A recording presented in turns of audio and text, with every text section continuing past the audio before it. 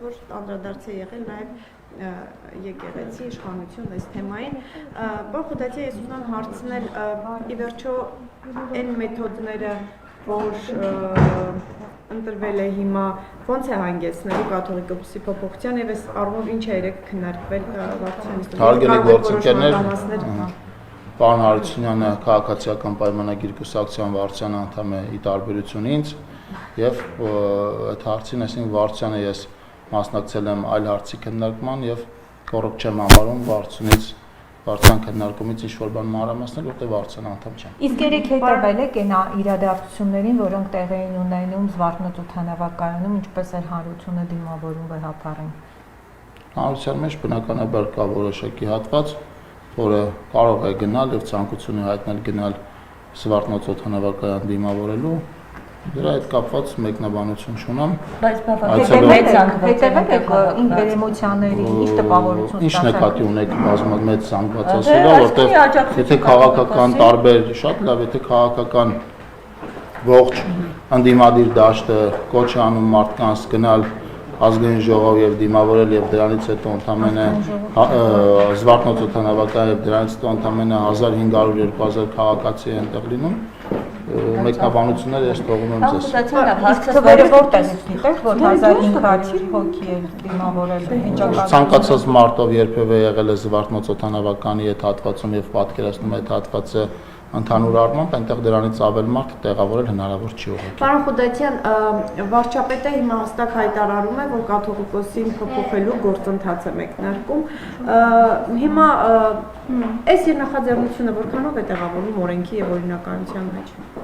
Վարչապետը հայտարարել է, որ ձևավորվում է աշխատանքային խումբ, որը որոշակի գործառույթներ կիրականացնի եւ այդ աշխատանքային խմբի աշխատանքը բացառապես լինելու է Հայաստանի Հանրապետության Սահմանադրության եւ գործող օրենքների շրջանակներում, ես խնդրում եմ, որ դուք այդ մասով կասկած չունենաք։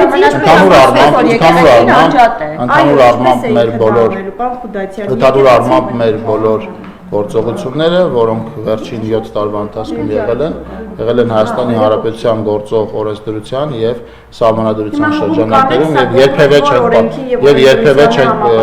դուք աշխատանքային խմբի աշխատանքի բնույթը գիտեք, աշխատանքային խումբը հրապարակել է օրինակ ինչով է ինքը զբաղվելու։ Երբ որ հրապարակի, երբ որ իր աշխատակարգը հստակ լինի, դուք կտեսնեք, որ Հայաստանի Հանրապետության Սահմանադրությանը եւ գործող օրենքներին այն ոչ մի կերպ չի հակասում։ Ես ինքս բացառում եմ այդպիսի իրավիճակ, երբ որ մենք գնանք օրենքներին եւ Սահմանադրությանը եւ նաեւ բարոյականությանը հակառակ։ Հստակ անջատ կա եկեղեցին եւ պետությունը միմյանցից անջատ են։ Անկախ նրանից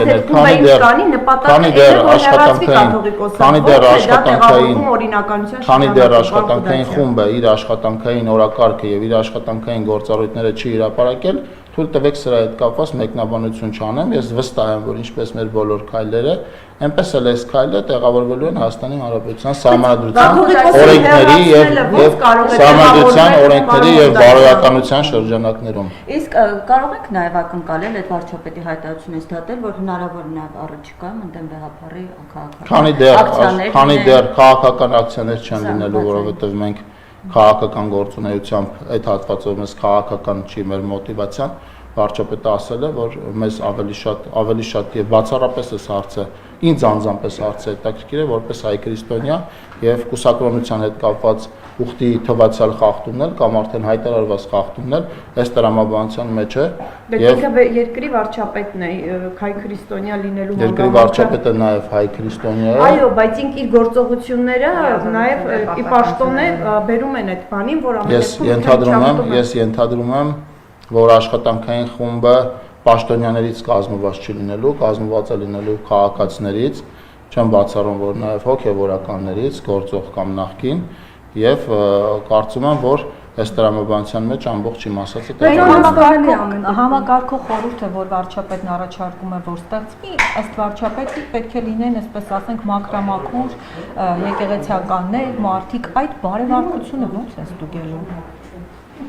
Ոնց են պարզելու, որ այդ մարդը ամեն օր օրինակ աղոթում է։ Վարչապետը դրա հետ կապված նաև մեխանիզմ է ասել, հասկանալի է, որ որոշակի բաներ բարոյականության եւ անձի ազնվությանն են թողելու, նույն ձեր ասած օրինակ ամեն օր աղոթելու հանգամանքը, բայց մենք նաև վստահ ենք, որ մյուս, այսինքն այլ բաների մասով ստուգման մեխանիզմներ կան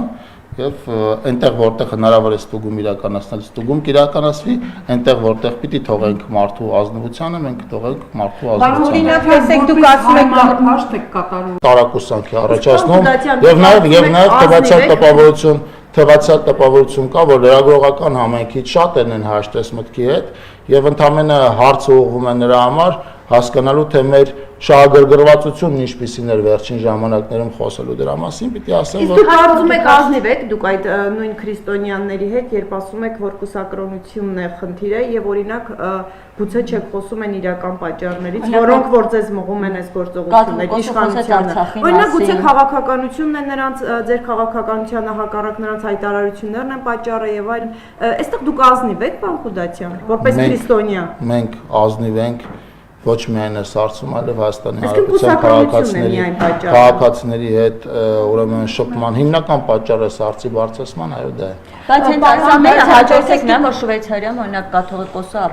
ցանկացած հայտարարություն բուրըն քաղաքական գործընթացների ժամանակ ցանկացած հայտարարություն նախորդում է ինչ-որ բանի, հաջորդում է ինչ-որ բանի եւ այդ դա կապել ինչ-որ բանի հետ կարծում եմ մեծ հաշվով հնարավոր է կապել, այսինքն շատ շրջանակներ փորձում են կապել, բայց իրականում դա պայմանավորված է այն հանգամանքով, ինչի մասին ասեցի։ Պարոն Խուդատյան, տեսեք դուք վարչապետ, այսինքն ասում եք, որ այդ հանձնաժողովում պետք է լինեն բարեվարկությամբ մաքուր մարդիկ, քրիստոնյաներ, ովքեր աղոթում են եւ այլն։ Չէ, ուրիշ բան եմ ասում եք, այդ